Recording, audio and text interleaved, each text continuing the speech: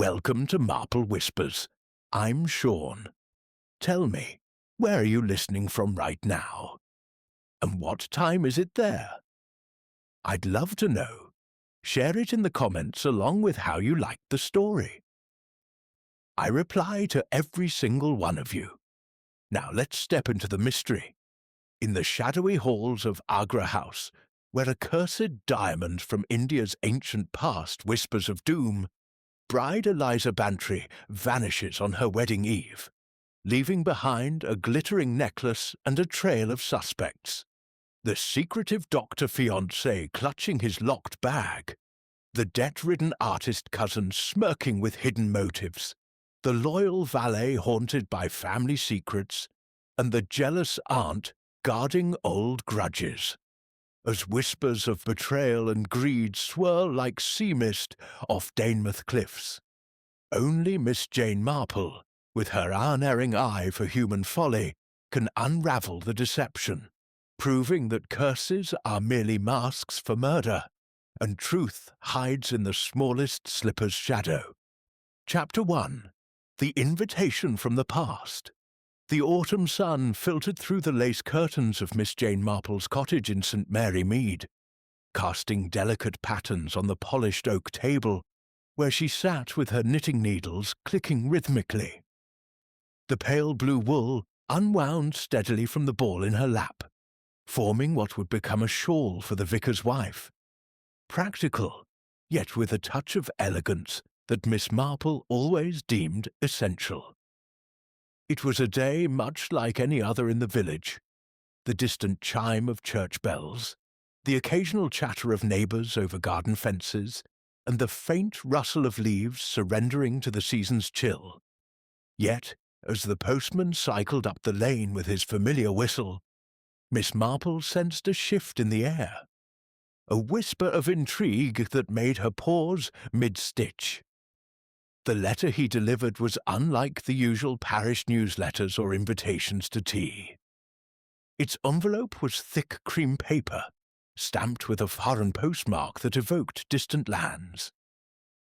And it carried a subtle aroma, spices, perhaps cardamom and clove, that lingered as she slit it open with her silver letter knife.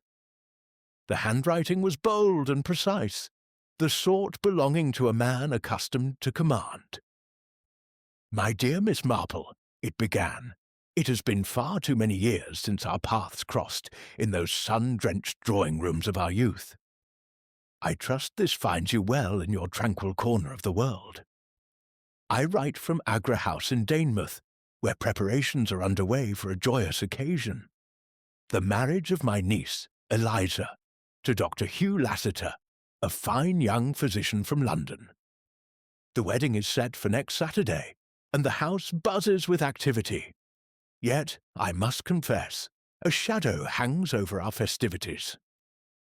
Whispers of an old family curse from my days in India have resurfaced, unsettling the younger folk. Silly superstitions, no doubt, but they stir memories I'd rather leave buried. Your presence would be a balm. Your keen insight has unravelled knottier tangles than this in the past. Do come if only for a few days. The sea air will do you good. Yours faithfully, Reginald Bantry, Colonel, Retty Dew." Miss Marple set the letter down, her mild blue eyes thoughtful behind her spectacles. Colonel Bantry, Reggie, as she'd known him in those long-ago garden parties, before the Empire had claimed him for its far-flung outposts. He'd returned from India a wealthy man, his fortune built on tea plantations and shrewd dealings in precious stones. Agra House, perched on the cliffs overlooking the English Channel, had been his folly. A sprawling estate modelled after the Mughal grandeur he'd admired, complete with minarets and a conservatory filled with exotic blooms. But wealth, as Miss Marple well knew, often came laced with peril. She recalled the scandalous tales from his time in Agra, the city of the Taj Mahal, where love and loss intertwined like vines on a trellis.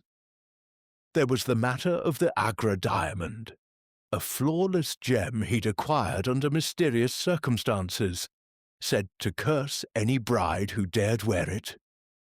It had vanished during a lavish ball, sparking accusations of theft and betrayal.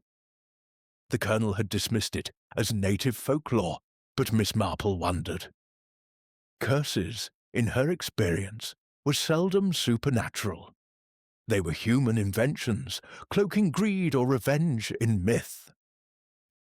A faint smile played on her lips as she folded the letter. The Colonel's words held an undercurrent of urgency, hidden beneath his bluff military tone. Why invite her now, after decades of silence? And this curse, revived just before a wedding? It smacked of something more tangible than ghosts. Miss Marple rose with surprising agility for her years, tucking the knitting away. She would go, of course. One didn't ignore such summons. They were threads in life's tapestry, waiting to be unravelled. The train journey to Danemouth was uneventful, save for the rhythmic clatter of wheels that lulled her into contemplation. By tea-time, she alighted at the station, where a chauffeured car awaited, courtesy of the Colonel. The drive wound through coastal lanes, the salt-tanged breeze whipping at her hat as Agra House came into view. A confection of white stone and arched windows, its towers silhouetted against the setting sun like sentinels guarding secrets. Colonel Bantry greeted her at the door, his moustache as bristling as ever, though time had etched deeper lines on his weathered face. "Miss Marple! By Jove, you haven't changed a bit.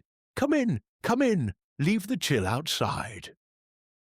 He ushered her into the hall, where Persian rugs muffled their steps, and crystal chandeliers caught the light like captured stars.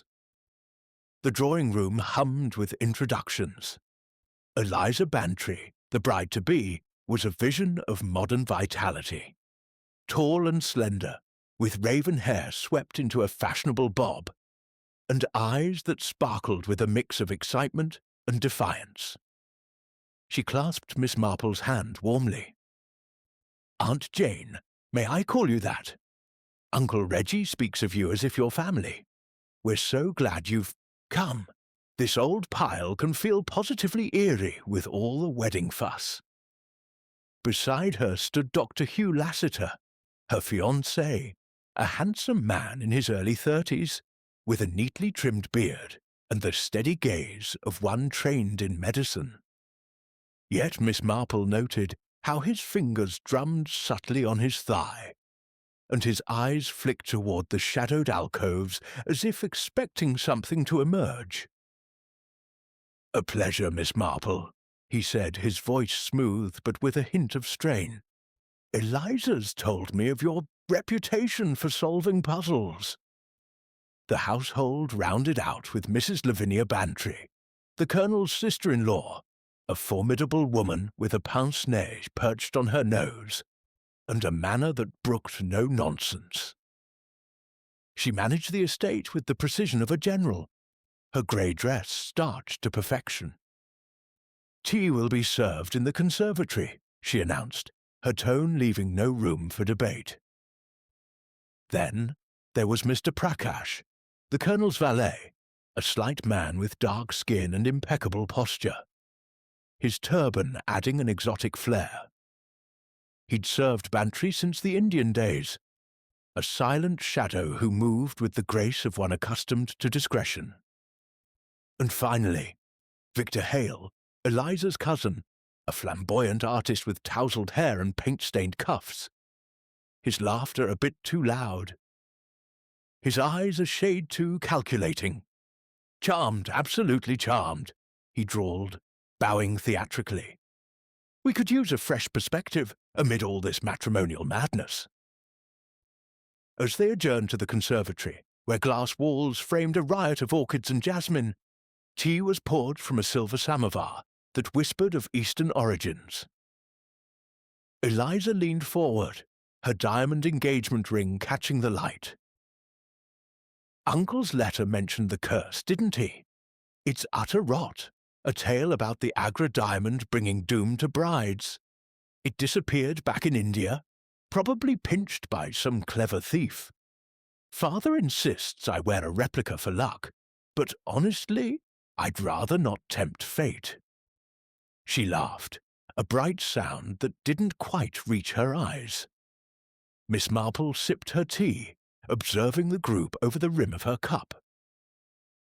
The Colonel's pipe smoke curled lazily, Mrs. Bantry's spoon clinked with unnecessary force, and Victor's gaze lingered on Eliza's ring a moment too long. Prakash hovered in the background, his expression unreadable. Dr. Lassiter excused himself briefly, citing a headache, but not before Miss Marple caught the faint tremor in his hand. Human nature, she reflected, was like her knitting. Patterns emerged if one paid attention. A curse revived, a bride's unease, hidden glances, these were clues, subtle as the spice in the air. As the sun dipped lower, casting long shadows across the room, Miss Marple felt the familiar thrill of a mystery unfolding. What secrets did Agra House hold? She would watch, and listen, and wait for the threads to tighten. Chapter 2.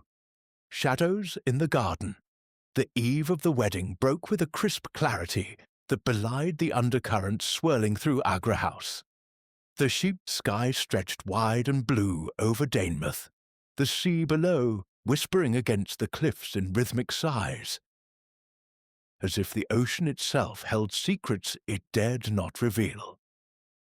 Miss Jane Marple, ever the early riser, had slipped out after a light breakfast of toast and marmalade, her sensible shoes crunching softly on the gravel paths of the estate's gardens. These were no ordinary English plots. Colonel Bantry had imported strains of roses from the subcontinent, their petals unfurling in defiant reds and golds against the encroaching autumn frost.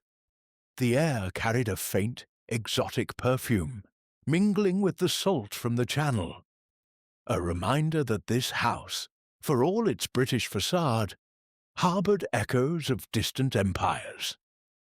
Miss Marple paused by a trellis, heavy with climbing jasmine, her knitting bag slung over one arm, though she had no intention of working on the shawl just yet. Observation, she often reflected, was a far more intricate craft than mere stitches. The household was stirring. Servants bustled with final preparations, hanging garlands of marigolds in the marquee tent pitched on the lawn for tomorrow's reception. Laughter drifted from the kitchens, but it sounded forced, like actors rehearsing lines they didn't quite believe. She wandered deeper into the gardens, toward the ornate gazebo that overlooked the sea, its latticework carved in intricate patterns reminiscent of Mughal screens. It was there, concealed behind a hedge of clipped yew, that she overheard the voices, low, urgent, laced with venom. "You're a fool if you think she'll go through with it, Lassiter," came Victor Hale's sneering tone, sharp as a palette knife. "Eliza's spirit can't be caged in your dreary London consulting rooms.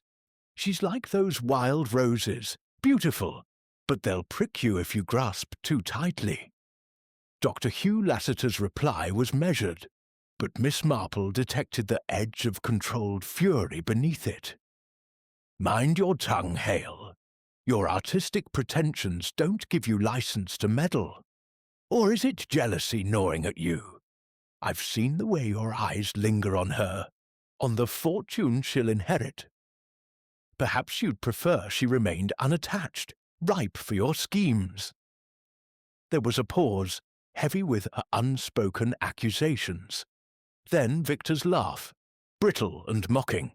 "Schemes? Coming from you, that's rich. We both know why you're really here. That medical bag of yours hides more than stethoscopes, doesn't it? Eliza deserves better than a man with shadows in his past." Miss Marple held her breath, her small frame perfectly still amid the foliage. Footsteps retreated, one set brisk and purposeful, the other languid, as if savouring the discord sown. She emerged only when silence returned, her mind alight with possibilities, jealousy, inheritance, hidden pasts. These were the classic motifs of human drama, as timeless as the tides below. Victor Hale, with his bohemian airs and perpetual air of dissipation, struck her as a man forever chasing solvency. And Dr. Lassiter? His profession demanded trust, yet his defensiveness suggested vulnerabilities. She filed the exchange away, like a clipping in her mental scrapbook, and continued her stroll, noting the gardener's shed with its array of tools, ladders, shears, and ropes, neatly arrayed but easily accessible. By midday the sun had climbed higher, warming the conservatory where the bridal party gathered for the final gown fitting. Eliza Bantry stood on a low platform, surrounded by mirrors that multiplied her image like a hall of illusions. The dress was a confection of ivory silk, embroidered with silver threads that caught the light, its train pooling elegantly at her feet. A seamstress knelt, pins in mouth, making minute adjustments, while Mrs. Lavinia Bantry supervised with the intensity of a drill sergeant. "Hold still, child," she admonished, her pince-nez glinting. "We can't have you looking like a ragamuffin on your special day." Eliza caught Miss Marple's eye in the reflection and smiled, though it didn't quite dispel the faint lines of worry creasing her forehead. "Aunt Jane, come sit by me. This is all so tedious. I feel like a mannequin in a shop window." Miss Marple obliged, settling into a wicker chair amid the humid warmth of the plants. The conservatory was a jungle in miniature. Palms arched overhead, orchids bloomed in profusion, and a small fountain trickled soothingly. Yet the atmosphere felt charged, as if the very air anticipated a storm. As the seamstress stepped away for a moment, Eliza leaned closer, her voice dropping to a confidential whisper. "I'm thrilled. Truly I am about tomorrow. Hugh is everything I could wish for. Kind, steady, ambitious. But something peculiar happened last night. I found this slipped under my door."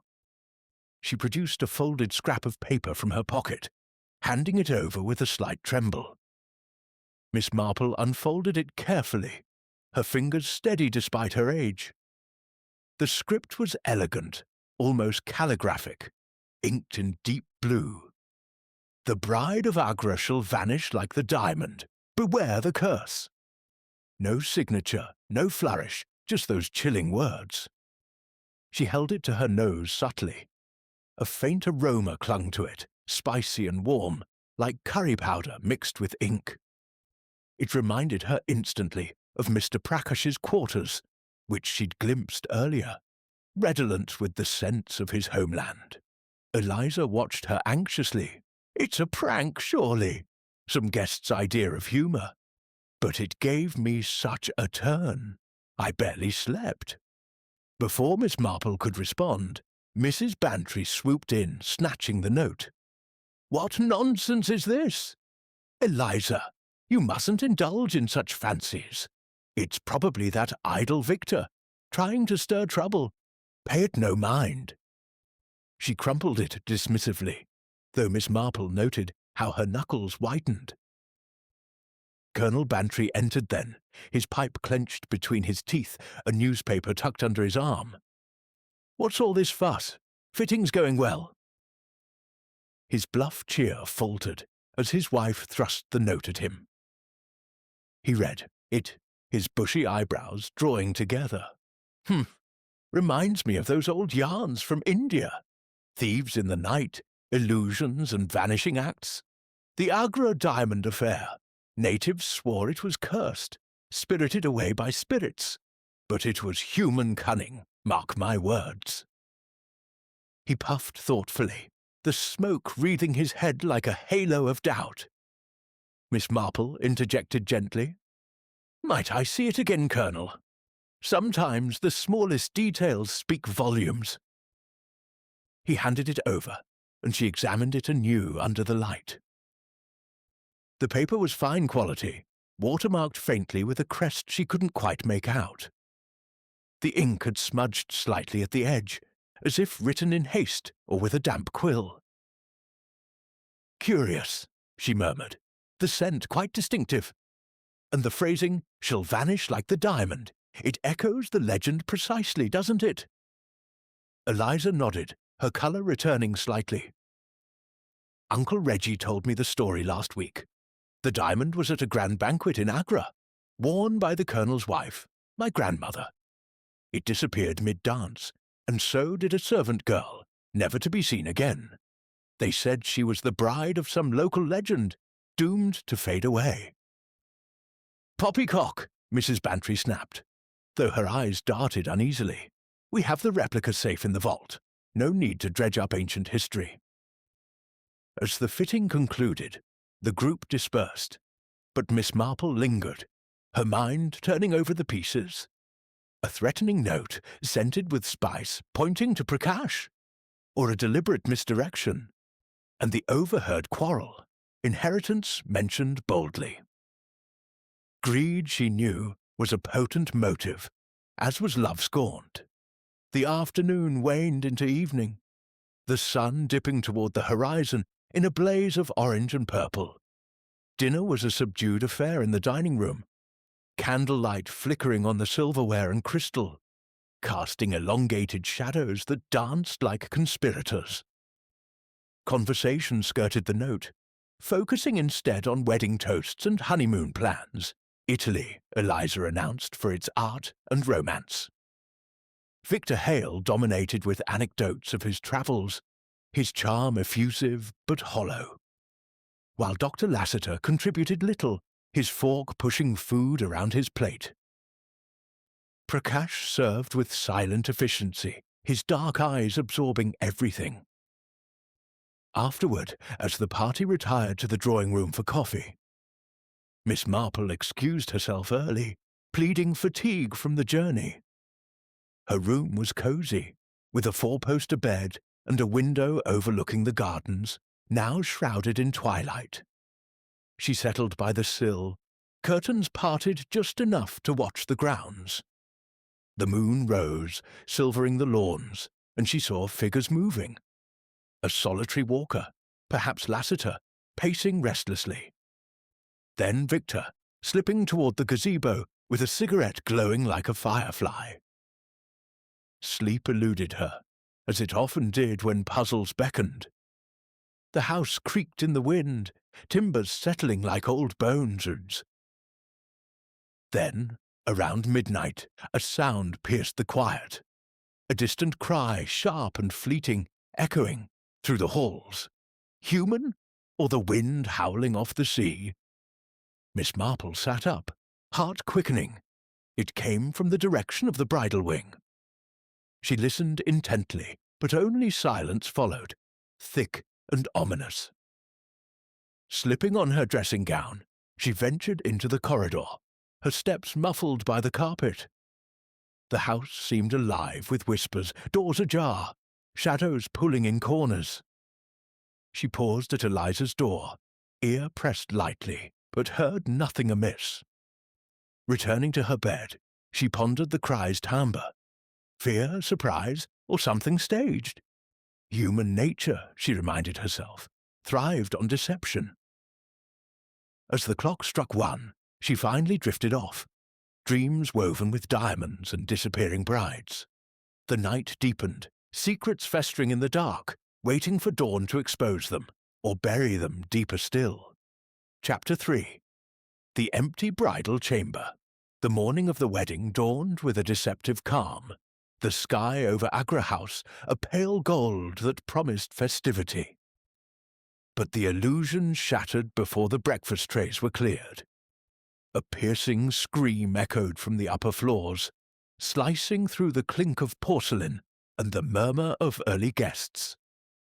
Miss Jane Marple, seated in the dining room with her habitual cup of tea, set it down as Eliza's maid, a young woman named Clara burst through the door, her cap askew and her face drained of colour. "Miss Eliza, she's gone," Clara gasped, clutching the doorframe. "Vanished from her room, like a ghost." The room erupted. Colonel Bantry's fork clattered to his plate. Mrs. Lavinia Bantry's pince-nez slipped as she demanded, "What do you mean, gone?" Dr. Hugh Lassiter leapt up, his chair scraping the floor, while Victor Hale leaned back with a sardonic half-smile, as if he'd anticipated chaos.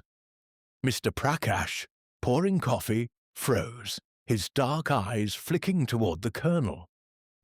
Miss Marple, outwardly serene, felt the familiar prickle of intrigue, her mind already sifting through possibilities as she rose to follow the others upstairs. The bridal chamber was a vision of elegance turned eerie. The ivory gown hung pristine on its mannequin, its silver embroidery glinting in the morning light, streaming through an open window. The bed was neatly made, its silk coverlet undisturbed save for a single overturned slipper, pink and delicate, lying askew by the bedside table. On the dresser, the replica Agra diamond necklace sparkled mockingly, its facets catching the sun like a taunt. No blood, no broken glass, just absence, stark and unsettling. Mrs. Bantry clutched her shawl, her voice shrill. "She's run off, hasn't she? Cold feet, that's all. Young girls these days. Flighty." But her eyes betrayed panic, darting toward the window as if expecting Eliza to reappear. Dr. Lassiter, pale and dishevelled, pushed past Clara to inspect the room. "Eliza wouldn't just leave," he insisted, his voice cracking. "Her things, her brush, her perfume, they're all here." He gestured at the vanity, where a silver comb lay beside a bottle of rosewater, its stopper slightly askew. Miss Marple moved quietly, her sensible shoes silent on the thick carpet. She knelt to examine the slipper, noting a faint smudge of dirt on its sole. Garden soil, perhaps, with a trace of crushed petal. A closer look at the carpet revealed a single, small footprint, pressed lightly, as if its owner had stepped with care. Too small for a man's, she thought, but not definitively a woman's either. She straightened, her gaze drifting to the open window. The sill was clean, no scratches or scuff marks, but the heavy damask curtains swayed slightly, stirred by a breeze that carried the tang of salt and roses. "Has anyone checked the grounds?" she asked mildly, her tone betraying none of the calculations racing through her mind. Colonel Bantry, rallying his military instincts, barked orders to summon the local constable. "Craddock's a decent chap, but slow," he muttered. "We'll organise a search at once." He strode out, calling for the groundskeeper, while Victor lingered by the door, his expression unreadable. "Quite the drama," he drawled. "Eliza always had a flair for theatrics. Perhaps she's staging her own mystery novel." Miss Marple ignored the quip, her attention fixed on the room's details. The window overlooked the garden, where the gazebo stood sentinel amid the roses. Below, a flower bed showed no signs of disturbance, no trampled plants, no marks of a hasty descent. Yet she recalled the gardener's shed from her morning walk, its ladder conspicuously absent from its usual peg. "Curious," she murmured, filing the observation away. Inspector Craddock arrived within the hour, a portly man with a walrus moustache and a habit of stating the obvious. "Looks like an elopement, or perhaps a prank," he declared, scribbling in a worn notebook. "Young ladies get notions, you know. Seen it before." He poked at the necklace with a pencil, as if expecting it to confess. Miss Marple's lips twitched faintly. "An elopement without shoes, Inspector. And leaving such a valuable heirloom behind? Eliza struck me as practical, not impulsive." She turned to Clara, who hovered tearfully. "Tell me, my dear, what time did you last see Miss Eliza?" Clara sniffled, twisting her apron. "Last night, ma'am, around 10. She was brushing her hair, humming to herself, happy as could be.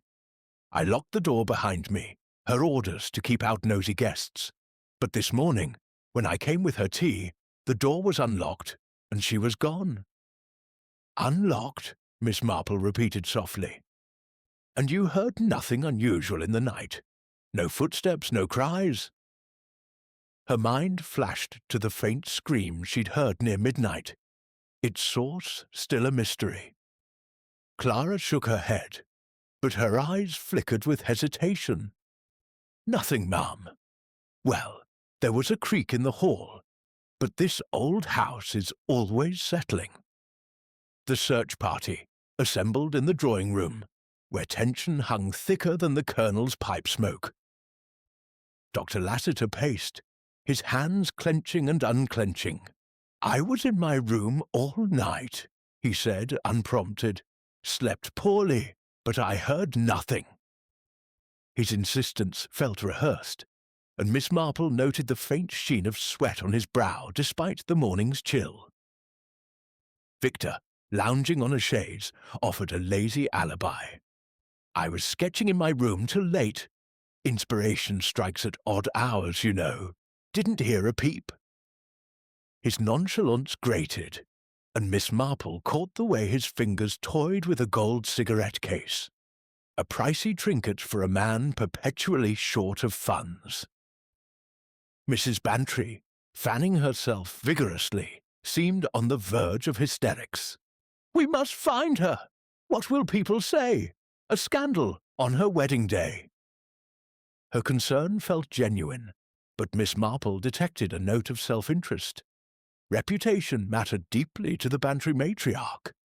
Mr. Prakash, ever the silent presence, offered a tray of chai, its spiced aroma mingling with the room's unease. "The house is secure," he said quietly, addressing the Colonel. "No doors forced, no windows broken. Miss Eliza must have left of her own will." His calm was unshakable, yet Miss Marple wondered at the slight tightening of his jaw when the necklace was mentioned. As the group dispersed to join the search, Miss Marple lingered, her thoughts weaving a pattern from the morning's clues. The unlocked door suggested an inside job, someone with access, or a key. The footprint hinted at stealth, not flight. And the ladder's absence pointed to premeditation, unless it was a clever ruse to mislead. "People vanish for reasons," she mused aloud, her voice soft as she sipped the dregs of her tea. "Love can blind, fear can drive, and greed can deceive. But Eliza left traces, and traces tell tales." She stepped to the window again, her sharp eyes scanning the garden below. A gardener trundled a wheelbarrow past, oblivious to the drama. Beyond, the sea glittered, indifferent to human schemes. Miss Marple's mind turned to the note Eliza had shown her, the curry-scented warning, its elegant script a deliberate flourish. Was it meant to frighten or to distract? And that cry in the night, had it been Eliza, or a calculated echo to stir panic? The Colonel returned, his face ruddy from exertion. "No sign of her in the grounds," he reported. "The cliff paths are clear, and the boats in the harbour haven't been touched. It's as if she's evaporated." "Like the diamond," Miss Marple said quietly, her eyes meeting his. "But things and people rarely vanish without a purpose. We must look closer, Colonel. The answers are here, in this house, among those who know her best." As the search continued, Miss Marple felt the threads of the mystery tightening. A bride gone, a diamond left behind, a household of secrets. Each was a knot to be unravelled. She excused herself, to the library, ostensibly to rest, but her true aim was to probe deeper. Old letters, family records, perhaps even a clue to the Agra diamond's true fate might lie within those shelves. The morning's shock was only the beginning. The real drama, she sensed, was yet to unfold. Chapter 4. Whispers of the Past. The sun climbed higher over Agra House, its golden light doing little to dispel the chill of uncertainty that had settled over the estate. The search parties scoured the cliffs and combed the village lanes, their calls for Eliza Bantry fading unanswered into the wind. Inside, the grand drawing-room felt stifling despite its lofty ceilings, as if the very walls held their breath. Miss Jane Marple, however, found solace in the library, a cavernous room lined with leather-bound volumes and heavy with the scent of aged paper and pipe smoke. She had excused herself from the agitated bustle, claiming a need for quiet reflection. But her true purpose was to unearth the roots of the mystery that now gripped the household. The library's shelves were a testament to Colonel Bantry's eclectic tastes. Military histories jostled with treatises on gemology and faded journals from his Indian service. Miss Marple settled at a mahogany desk, her fingers tracing the spines until she found a bundle of letters, tied with a frayed ribbon, their edges yellowed by time. They were correspondence from the Colonel's days in Agra, India, penned in the 1890s. One, from a fellow officer, recounted the night the Agra diamond vanished. The banquet was in full swing, your wife radiant with that cursed stone at her throat, then poof, gone, along with that servant girl, Anjali. Locals swore it was divine retribution, but I suspect a sharper mind at work. You never did recover it, did you? The letter's tone was half jesting, but Miss Marple sensed a deeper unease.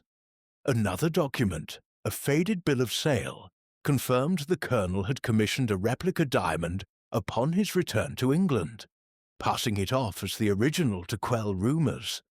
But whispers persisted. Had the real gem been smuggled back, hidden in plain sight? Her thoughts were interrupted by Mr. Prakash, who entered with a tray of tea, his movements as precise as a metronome. "You are interested in the past, madam?" he asked, his voice soft but carrying a weight of unspoken knowledge. His turban gleamed in the dim light, and his eyes, dark and unreadable, met hers briefly before dropping. "History often illuminates the present," Miss Marple replied, her tone mild. "The Agra diamond, for instance, such a fascinating tale. You were with the Colonel in those days, were you not?" Prakash nodded, setting the tray down. "I was a young man, serving as his aide, loyal through all trials." But the diamond brought only sorrow. In Agra, a bride vanished too, Anjali, betrothed to a merchant. She was seen wearing the gem that night, then never again. Some said she fled with a lover, others that the curse took her. Miss Marple sipped her tea, noting the faint tremor in his hand as he poured. "And you believe in curses, Mr. Prakash?" He hesitated, then said, "I believe in human greed, madam. It needs no supernatural aid." With a bow, he withdrew, leaving her to ponder his words. Loyalty could mask many motives, she knew, and Prakash's connection to the original theft intrigued her. Her next inquiry took her to Victor Hale's studio, a cluttered attic room strewn with canvases and the sharp scent of turpentine. Victor lounged against a table, a cigarette dangling from his lips, his eyes narrowing as she entered. "Come to admire my genius, Miss Marple?" he asked, gesturing to a half-finished painting of Eliza, her features rendered with an almost obsessive detail. "Merely seeking perspective," she said, her gaze sweeping the room. A pile of unpaid bills peeked from beneath a sketchbook, and a pawn ticket for a gold watch caught her eye, dated only days ago. "You and Eliza are close, I gather." She mentioned your financial troubles. Did she promise to help after the wedding?" Victor's smile tightened. "She's generous, our Eliza. Said she'd float me alone once she's Mrs. Lassiter. But that doctor, he's not what he seems. Always clutching that medical bag like it holds state secrets. Ever checked it? Locked tighter than a bank vault." Miss Marple's expression remained placid, but her mind catalogued the accusation. Deflection was a classic tactic, and Victor's debts suggested desperation. "And where were you last night, Mr. Hale, when Eliza vanished?" He shrugged, exhaling smoke. "In here, wrestling with my muse. The house was quiet. Too quiet, if you ask me. Eliza's disappearance feels staged, don't you think? Like one of her romantic novels." Leaving the studio, Miss Marple sought Dr. Lassiter, finding him in the conservatory, staring at the orchids as if they might offer answers. His face was haggard, the strain of the morning etching lines around his eyes. "Miss Marple," he said, forcing a smile. "Any theories? I'm at my wit's end." "Patience often reveals truth," she replied. "Mr. Hale mentioned your medical bag. An unusual precaution, locking it so securely." His jaw tightened, but he recovered quickly. "A doctor's tools are valuable. Syringes, medicines, not items to leave lying about." His deflection was smooth, yet Miss Marple noted the way his hand strayed protectively to the bag at his side. As evening approached, a new clue surfaced. Clara, the maid, brought Miss Marple a small diary, found tucked in Eliza's vanity drawer, its lock broken as if pried open in haste. The entries were brief, but telling. "Met P in secret, knows more than he says about the diamond." Another read, "Must escape the curse before it's too late." The final entry, dated the night before, was a single word. "Tonight." Miss Marple's pulse quickened. Psst, Prakash. The diary suggested Eliza suspected something about the diamond, perhaps its authenticity or its whereabouts. Had she confronted someone, triggering her disappearance? The word escape hinted at agency, not abduction, yet the overturned slipper and unlocked door suggested haste or coercion. Mrs. Bantry, summoned to view the diary, paled at its contents. Secret meetings, escape? Oh, Eliza, what were you thinking? Her distress seemed genuine, but Miss Marple recalled Prakash's tale of a jilted bride in India. "Mrs. Bantry," she asked gently, "you were in Agra too, were you not? Engaged once, before the Colonel's brother?"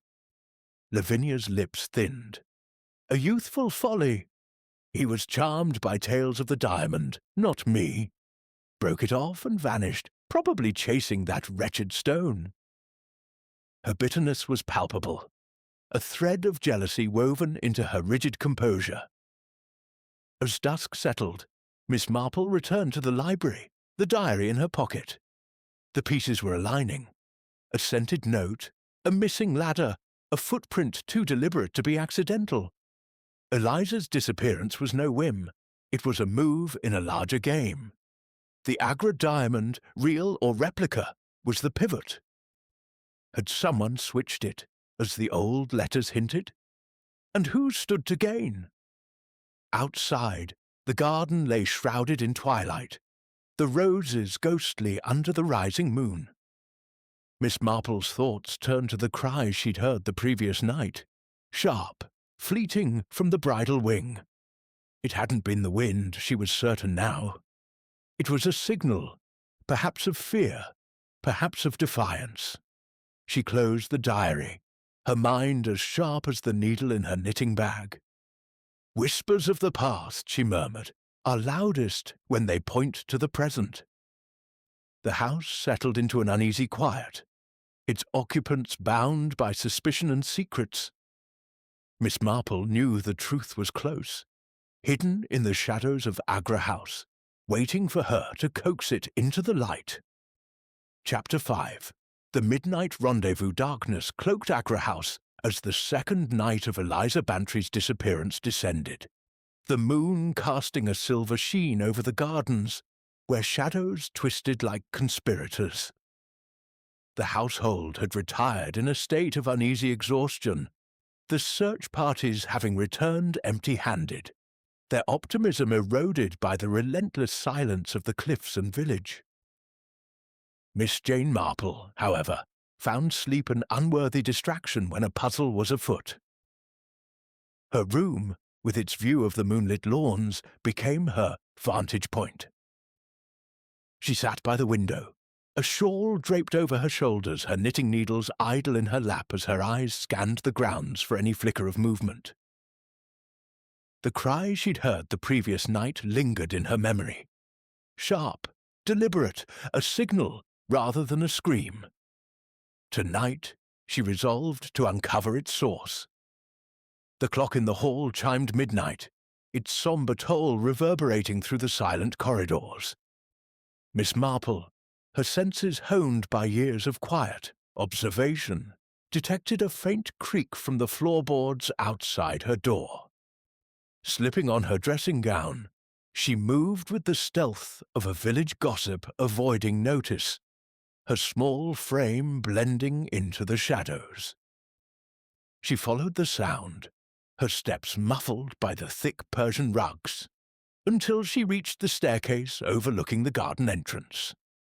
Below, a figure slipped out, a man tall and lean, his silhouette unmistakable against the moon's glow.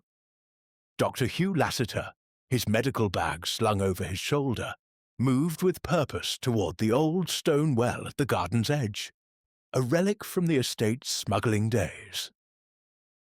Miss Marple descended quietly, keeping to the shadows of the yew hedges. The air was sharp with the scent of damp earth and fading roses, the sea's distant roar a constant undertone.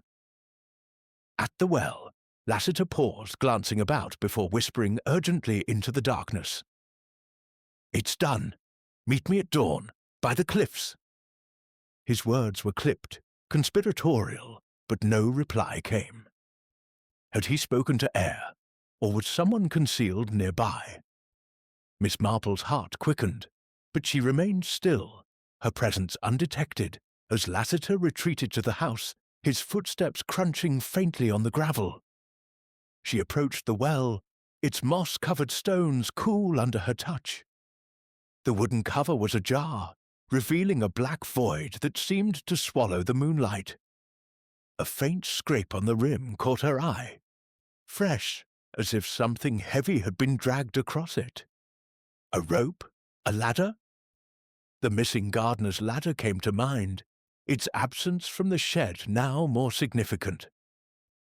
She made a mental note to inspect it at first light, then returned to her room, her mind weaving the night's discovery into the tapestry of clues.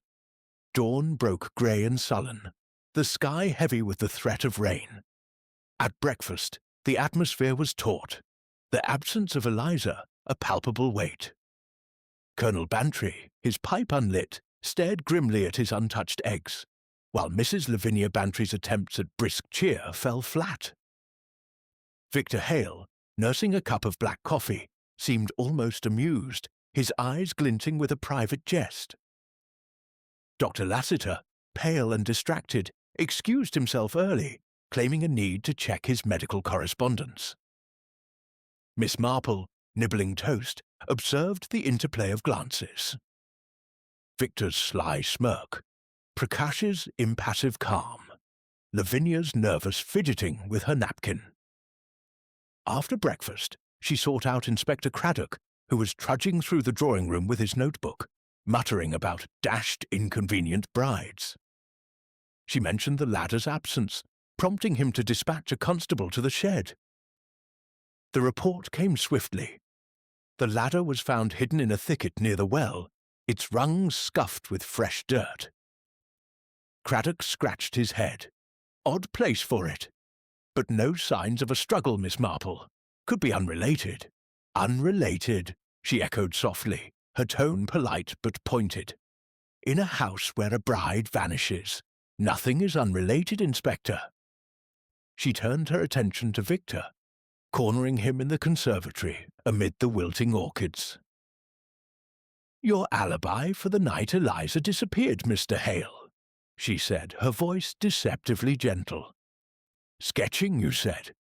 Yet I found this in your studio. She produced the pawn ticket for the gold watch, its date glaringly recent. A man in debt might take risks, mightn't he? Victor's charm faltered, his cigarette pausing mid-air. That? A trifle. I pawned the watch to cover a bill, nothing sinister. But if you're hunting culprits, ask Lassiter about his midnight strolls. I saw him skulking by the well last night, whispering like a stage villain. Miss Marple's eyebrows rose faintly. Victor's readiness to accuse was telling. Deflection or truth? She sought Lassiter next, finding him in the library, rifling through papers with a distracted air. Dr. Lassiter, she began, her eyes keen behind her spectacles. You were seen near the well last night. A curious hour for a walk, wouldn't you say? His face flushed, but he met her gaze. I needed air. This ordeal, losing Eliza, it's unbearable. I was speaking to a colleague on the telephone earlier, arranging a consultation for a patient, nothing more. His words were firm, yet his hand strayed to his locked medical bag. A reflex Miss Marple noted with interest. The day wore on, rain pattering against the windows, confining the household to its restless vigil. Miss Marple, undeterred, revisited Eliza's diary, its cryptic entries gnawing at her. Met P in secret. Prakash, surely, given the context. But what had Eliza uncovered?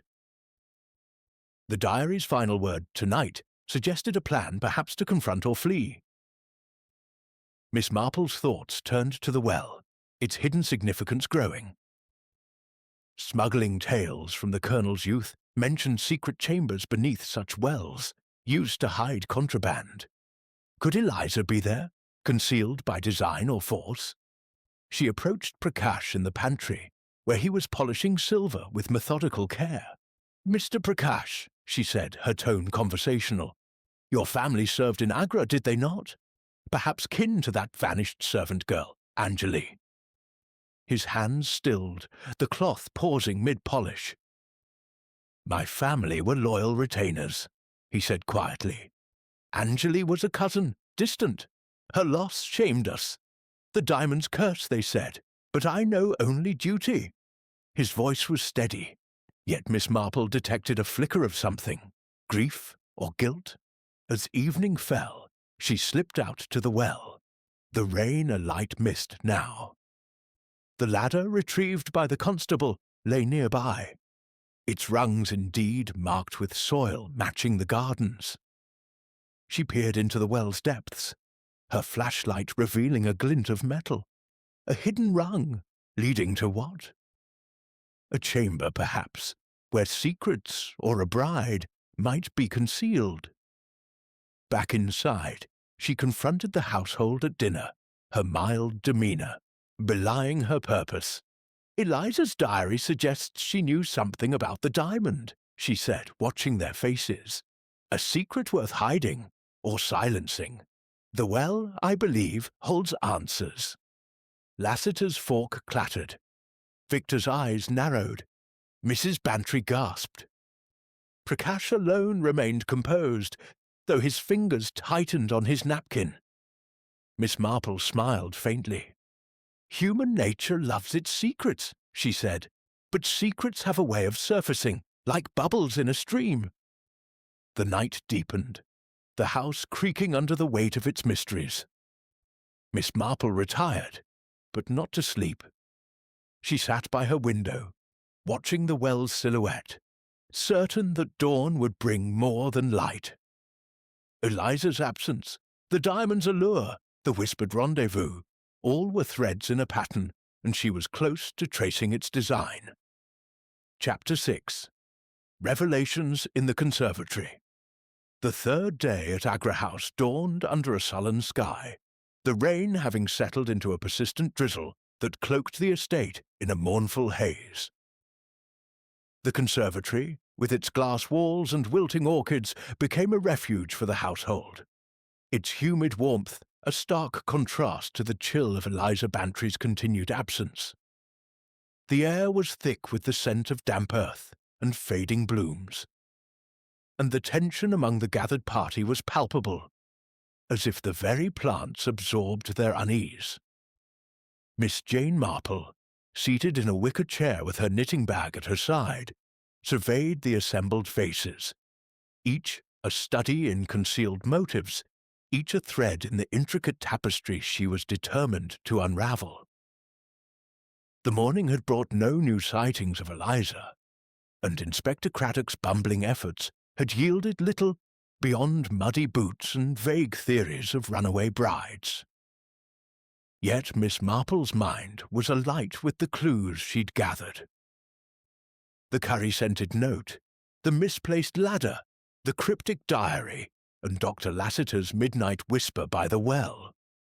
The Agra diamond, real or replica, was the linchpin, and she sensed the truth was near, waiting to be coaxed from the shadows. She had requested a gathering in the conservatory, ostensibly for a collective update, but her true aim was to stir the pot, to provoke a slip that might illuminate the darkness. "Shall we discuss motives?" she began, her voice as gentle as a summer breeze, belying the steel beneath. "Eliza's inheritance is considerable, not just this estate, but perhaps something more valuable. The Agra diamond, for instance. Its legend looms large, and legends, I find, often cloak human desires." Colonel Bantry, puffing his pipe, frowned. "The diamond's a replica, Miss Marple. The real one's long gone, stolen in India, as I've said. This talk of motives is fanciful." "Is it?" she replied, her eyes twinkling behind her spectacles. She produced the replica necklace from her bag, its stones glinting in the grey light. "I took the liberty of examining this closely. The craftsmanship is exquisite. Too exquisite, perhaps, for a mere copy. I believe this is the genuine Agra diamond, hidden in the plain sight all these years." A collective gasp rippled through the room. Mrs. Lavinia Bantry's fan froze mid-flutter.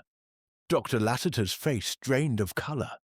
Victor Hale's smirk faltered, and Mr. Prakash's hand, holding a tray of chai, trembled ever so slightly. The colonel spluttered, "Impossible! The original was lost decades ago." Miss Marple continued, unruffled. "Someone switched it long ago, and kept the secret until now. Eliza, I suspect, discovered this truth. Her diary spoke of secret meetings and escaping the curse. She staged her disappearance to flush out the thief, didn't she? To force their hand." From the shadowed corner of the conservatory, a figure stepped forward. Eliza Bantry, her dress rumpled, her raven hair loose, but her eyes blazing with determination. "Aunt Jane is right," she declared, her voice steady despite the gasps of shock. "I hid in the attic, watching, waiting. I knew someone wanted the diamond, and I wasn't going to let them take it, or me." Mrs. Bantry cried out, rushing to embrace her niece, but Miss Marple's gaze remained fixed on the others, noting their reactions. Lassiter's shoulders sagged, as if in defeat. Victor's eyes darted toward the door. Prakash set the tray down with deliberate care. The colonel, recovering, demanded, "Eliza, what's this madness? Hiding? Why not tell us?" "Because I didn't know who to trust," Eliza said, her gaze sweeping the room. "I found an old letter in the library, hinting the diamond was real. I confronted someone, and then the note appeared. I knew I had to act." Miss Marple nodded, her mind racing. Let us consider the players. Dr. Lassiter, your midnight rendezvous by the well suggests a plan, perhaps to sell the diamond to a contact. Lassiter's jaw clenched, but he said nothing, his silence damning. She turned to Victor. Mr. Hale, your debts are pressing, and Eliza's promised loan was tempting. Did you plant the curry-scented note to implicate Mr. Prakash, hoping to divert suspicion while you schemed for a share?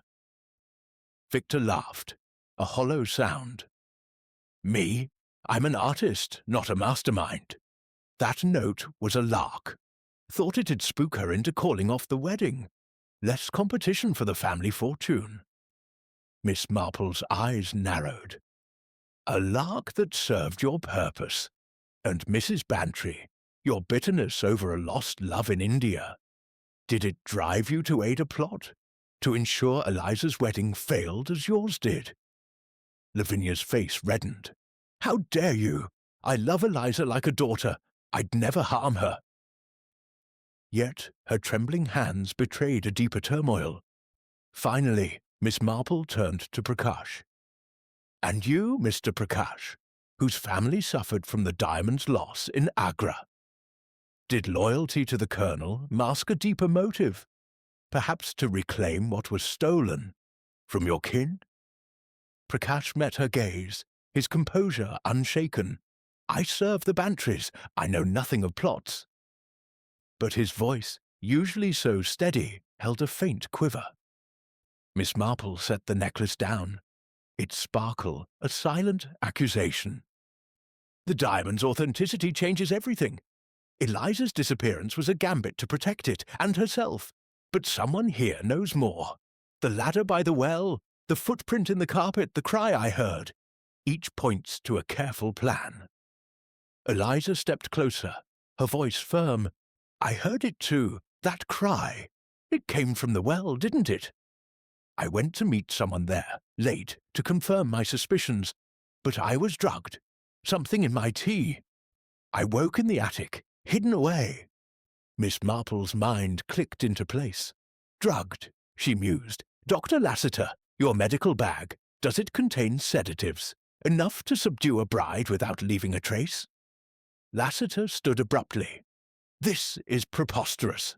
I'm a doctor, not a criminal. But his eyes betrayed panic, and Miss Marple pressed on. The well's secret chamber, a relic of smuggling days, was the perfect hiding place. Someone used the ladder to access it, leaving the footprint to mislead us. But the note sent, curry like Prakash's spices, was a clumsy attempt to shift blame. Victor, you admitted to the note, but was it more than a prank? Victor shrugged, but his bravado was fading. I told you, just a jest. I didn't touch her. Miss Marple's voice softened, her trap closing. Eliza's return changes the game. The diamond is safe, but the thief is not. Someone here orchestrated this, banking on the curse to cover their tracks. The conservatory fell silent, the rain's patter the only sound. Inspector Craddock, hovering at the edge, scribbled furiously, clearly out of his depth. Colonel Bantry cleared his throat. Miss Marple, you've stirred quite a hornet's nest. But where's the proof? Proof lies in patterns, she replied. Human nature betrays itself. Greed, jealousy, fear. The diamond's allure drew someone out, and Eliza's courage exposed them. We need only look to the well's secrets to name the culprit. As accusations hung unresolved, Miss Marple felt the threads tightening. The truth was near, coiled like a snake in the conservatory's lush shadows. She glanced at Eliza, whose resolve mirrored her own. The final revelation awaited, and she would not rest until it was laid bare. Chapter 7. The Unveiling of the Curse. The rain had ceased, leaving Agra House bathed in a damp stillness, the conservatory's glass walls streaked with rivulets that caught the pale light of a reluctant dawn. Inside, The air was heavy with the aftermath of Eliza Bantry's dramatic reappearance, her accusation of a drugged tea and a hidden attic still echoing in the minds of the assembled household. Miss Jane Marple sat poised in her wicker chair, the Agra diamond necklace glinting on the table before her, its facets a silent challenge to the secrets it had guarded for decades. The Colonel's pipe smoke curled lazily, Mrs. Lavinia Bantry's fan lay abandoned, and the faces of Dr. Hugh Lassiter, Victor Hale, and Mr. Prakash were studies in varying shades of dread, defiance, and composure. Eliza stood resolute, her eyes locked on Miss Marple, trusting the elderly spinster to weave the final threads of this tangled mystery. Miss Marple's voice, soft yet piercing, cut through the tension. "The curse of the Agra diamond is no supernatural force," she began, her eyes sweeping the room. "It is human nature, greed, betrayal, and the masks we wear to conceal them. Eliza's disappearance was a clever ruse, but not hers alone. Someone orchestrated it, using the legend to obscure their intent. Let us unravel this knot, shall we?" She turned first to Dr. Lassiter, whose pallor betrayed a man cornered. "Doctor, your midnight meeting by the well was no innocent stroll. You whispered of a plan done, arranging a dawn rendezvous. I suspect you knew the diamond was genuine, perhaps through your own inquiries. Your medical bag, always locked, holds more than tools. Sedatives, perhaps, used to subdue Eliza." Lassiter's hands clenched, his voice rising. "Preposterous! I love Eliza. I'd never harm her. My meeting was with a colleague, discussing a patient's case. Nothing more." But his eyes darted to the bag, betraying his unease. Miss Marple's gaze shifted to Victor Hale, whose nonchalance had crumbled into a nervous tic. "Mr. Hale, your debts are a heavy burden. You admitted to planting the curry-scented note to frighten Eliza, hoping to disrupt the wedding and secure her inheritance. But was it merely a prank? The pawn ticket for your watch suggests desperation, and your late-night sketching alibi is flimsy. Were you plotting to claim the diamond's value?" Victor scoffed, lighting a cigarette with trembling fingers. "I'm no thief, Miss Marple. The note was a jest, nothing more. I'd never touch Eliza. She's family. But Lassiter's the one with secrets. Check his bag, like I said." She nodded thoughtfully, then turned to Mrs. Bantry, whose rigid posture belied her agitation. "Mrs. Bantry, your past in India left scars. A jilted engagement, a man lost to the diamond's allure. Did resentment drive you to aid a scheme? Perhaps to see Eliza's happiness undone as yours was?" Lavinia's face flushed crimson. "How dare you? I've raised Eliza as my own. I'd sooner die than see her harmed." Her voice cracked, but Miss Marple noted the flicker of guilt in her eyes, as if old wounds had been prodded. Finally, she addressed Mr. Prakash, whose calm facade was a mask of steel. "Mr. Prakash, your family's history is entwined with the diamond's loss. Anjali, the vanished servant girl, was your kin. Did you seek to reclaim what was stolen, perhaps believing it your due? The note's curry scent points to your quarters, though it could be a frame. Yet your knowledge of the house and its secret chambers is unmatched." Prakash bowed slightly, his voice even. "I am a servant, madam, bound by duty. The diamond's curse is a tale for others. I know only loyalty." But his fingers, clasped tightly, betrayed a tension Miss Marple did not miss. She leaned forward, her voice dropping to a conspiratorial whisper. "Let us piece it together.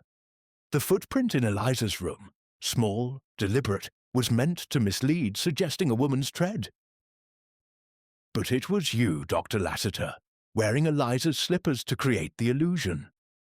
The ladder moved to the well was your escape route, planned to spirit the diamond away after the wedding. You knew its true value, didn't you? A contact awaited your signal, as I overheard by the well. Lassiter sprang up, his face livid. Lies! You've no proof! But his protest faltered as Miss Marple raised a hand. The proof is in the pattern, she continued. Victor, your note was no jest. It was a distraction, meant to implicate Prakash and sow chaos. You hoped to profit in the confusion, perhaps by blackmailing the true thief. Mrs. Bantry, your jealousy made you complicit, if only passively. You turned a blind eye to whispers of a plot, hoping Eliza's wedding would falter. Lavinia gasped, but Miss Marple pressed on, her gaze locking on Prakash. But the true architect is you, Mr. Prakash. Your ancestor, Anjali, stole the diamond in Agra, and you, her descendant, brought it to England, hidden among the Colonel's effects. You replaced it with a replica, biding your time. When Eliza began asking questions, you saw your chance slipping. You drugged her tea, using a sedative from Lassiter's bag, which you accessed with a copied key, and hid her in the well's secret chamber, a smuggling hideout you knew well. The cry I heard was hers, muffled as you moved her. Prakash's composure cracked, his eyes widening. You cannot know this, he whispered, but his voice betrayed him. Eliza stepped forward, her voice steady. I confronted Prakash about the diamond. He admitted it was real, said it belonged to his family. I didn't know he'd go so far. Miss Marple nodded. You planned to sell it, Mr. Prakash, to restore your family's honor. But Eliza's courage and her staged disappearance forced your hand. The ladder, the footprint, the drugged tea, all were your doing, disguised as the curse's work. Prakash crumpled, his head bowing. It was for my family, he murmured. The diamond was ours, stolen by greed. I meant no harm to Miss Eliza, only to take what was rightful. Inspector Craddock, scribbling furiously, signalled to his constable. Right, that's enough for an arrest. Well done, Miss Marple. The room exhaled, tension breaking like a snapped thread. Colonel Bantry stood, his face a mix of shock and relief. By Jove, you've done it. Again, Jane. Saved the day and the diamond. Eliza embraced Miss Marple, tears in her eyes. Thank you, Aunt Jane. I knew you'd see through it. As Prakash was led away, Miss Marple gathered her knitting, her work here nearly done. Curses are but stories we tell, she said softly, to hide the truths we dare not face. The wedding was postponed a week, held under clearer skies with a simpler necklace adorning Eliza's gown. The true Agra diamond was secured, its curse dispelled by truth. Miss Marple returned to St. Mary Mead. Her knitting resumed, the pattern of human folly as familiar as the stitches in her hands. Another mystery unravelled, another tale woven into the quiet tapestry of her days.